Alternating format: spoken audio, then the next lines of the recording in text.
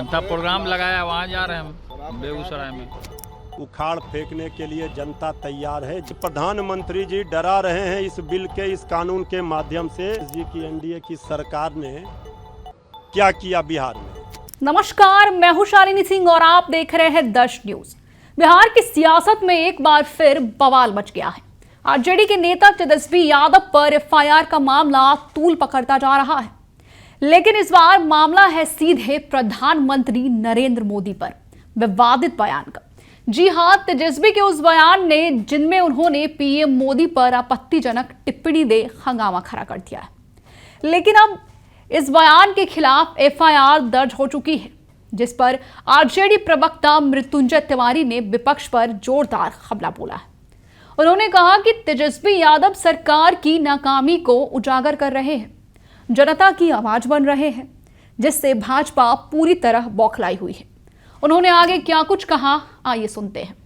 तेजस्वी यादव पे FIR launch हुआ है। देखिए, ये सब एफआईआर की गिदड़ भभकी से श्री तेजस्वी यादव जी डरने वाले नहीं हैं। नेता विरोधी दल हैं, सरकार की नाकामी को उजागर कर रहे हैं, जनता की आवाज़ को उठा रहे हैं, तो इनको एफआईआर से डरा रहे हैं भाजपाई।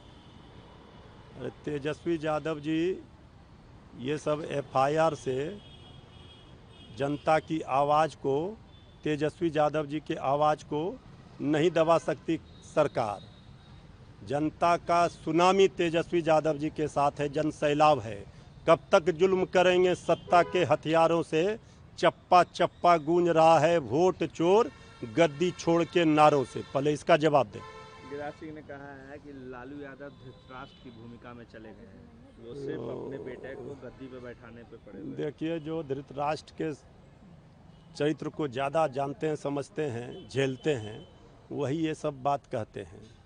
आदरणीय लालू प्रसाद जी बिहार की जनता के दिलों पर राज करते हैं। आज भी 3 दशकों से ज़्यादा हो गए, भाजपाइयों की हैसियत नहीं कि आदरणीय लालू प्रसाद जी से राजनीतिक लड़ाई लड़े। तो कुछ भी बोलना है, जो बात प्रधानमंत्री जी बोलते वही सब बोलते।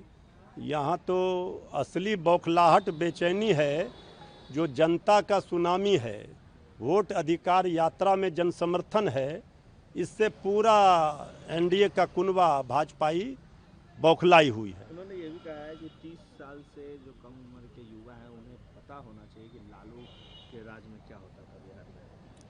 और जो 30 साल के युवा हैं, उनको ये भी पता है कि 20 वर्षों से ये नीतीश जी की एनडीए की सरकार ने क्या किया बिहार में।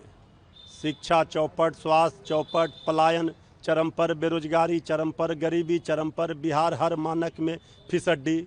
लेकिन वो 30 वर्ष के नौजवानों को ये भी याद है कि तेजस्वी यादव जी ने डिप्टी सीएम रहते हुए अपने 17 महीने में उनके भविष्य को सजाने संवारने का काम किया। 5 लाख नौकरियां बंटवाई और 3 लाख प्रक्रियाधीन करके आए। तो ये नहीं याद रखेंगे।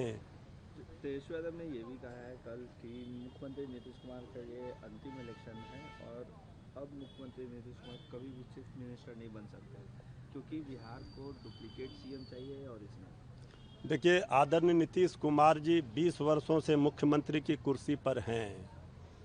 जितना नीतीश कुमार जी ने जनता के साथ धोखा किया, पलटी मार सियासत कर कुर्सी पर बने रहे, अब जनता ऊब चुकी है।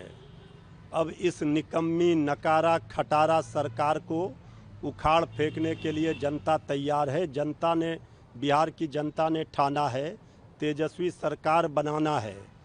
जिन्होंने नौकरी बांटी है, जिन्होंने बिहार के नौजवानों की किस्मत संवारी है, इसलिए अब आदरणीय नीतीश कुमार जी जिस तरह से थक चुके हैं, जिस तरह से गड़बड़ा गए हैं, अब बिहार की जनता ये स्वीकार नहीं कर सकती है। बिहार की जनता नौकरी की भरमार वाली तेजस्वी सरकार के लिए तैयार है। क्रिमिनल एंड करप्ट लोग जेल में रहेंगे, प्रधानमंत्री मोदी ने ये कहा है, वो पावर में नहीं रह सकते। देखिए, आदरणीय प्रधानमंत्री जी अगर ये क्रिमिनल और करप्ट लोग जेल में रहेंगे कहते हैं, तो उनको सबसे पहले जिसे जिसको लेकर कहते थे अजित पवार जी को लेकर जेल में चक्की पीसिंग, तो उनको जेल में भेजना चाहिए। असम के मुख्यमंत्री हेमंत बिस्वा शर्मा जी को भेजना चाहिए। उनके कैबिनेट में जितने मंत्री हैं उनको भेजना चाहिए। दरअसल आदरणीय प्रधानमंत्री जी डरा रहे हैं इस बिल के, इस कानून के माध्यम से श्री नीतीश कुमार जी को और श्री चंद्रबाबू नायडू जी को। तो ये तेजस्वी जी और लालू जी को क्या डराएंगे? पहले आदरणीय प्रधानमंत्री जी शुरुआत अपने ही पार्टी से करें तो ज़्यादा बेहतर होगा।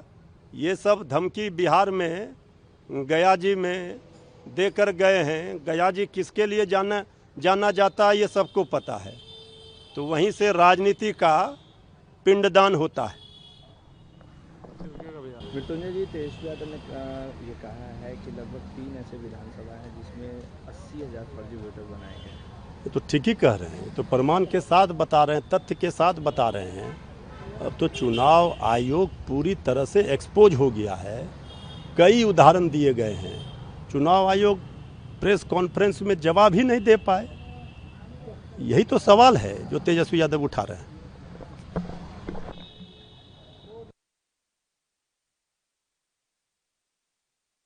तो दूसरी ओर तेज प्रताप यादव भी मैदान में उतर चुके हैं। वे जनता से मिलने के लिए निकल पड़े हैं। जब पत्रकारों ने उनसे पूछा कि वे कब खुलासा करेंगे कि कौन उनकी राजनीतिक करियर को डुबोने की कोशिश कर रहा है, तो तेज प्रताप ने जवाब दिया कि समय आने पर सब सामने आ जाएगा, लेकिन अब जरा ध्यान दे, हमारा फोकस जनता पर है। हाँ तो गलत क्या है? जनता के बीच में हम नेता हैं तो जनता के बीच में जा रहे हैं।